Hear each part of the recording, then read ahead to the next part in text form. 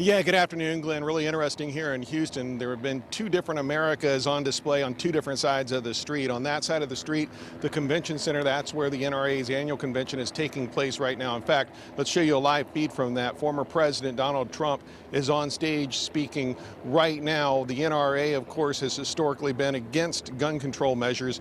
But after this tragedy in Uvalde, a lot of gun control advocates decided to come here to protest, some of them even complaining that the NRA decided to go forward with the annual convention after the shooting there. Now, this was a long-planned annual convention. It's a big deal every year for the NRA. They did go forward with it. On that side of the street at the NRA convention, they're not talking about gun control measures they think are needed in the wake of this shooting.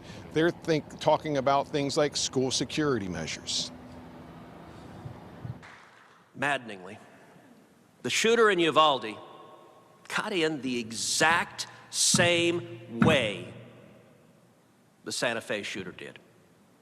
He walked through an unlocked back door into an open classroom.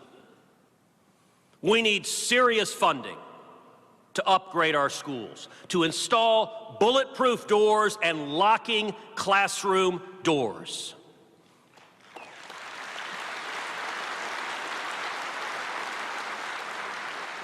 And to hire law enforcement to protect our most precious asset, our children. Go away, NRA! Go away, NRA! Go away! And this was the scene on the other side of the street where hundreds, if not thousands, of people showed up at a park directly across the street from the convention center to make their views known. Among the folks on the other side of the street was Democratic gubernatorial candidate Beto O'Rourke. He actually made a scene, you may remember, at one of the early news conferences after the shooting where he had confronted the current governor over the shooting and his belief that gun control measures need to be enacted. Here's more from him at a speech during that rally on the other side of the street. To those who are attending the NRA convention across the street, you are not our enemies. We are not yours. We extend our hand open and unarmed in a gesture of peace and fellowship to welcome you to join us to make sure that this no longer happens in this country.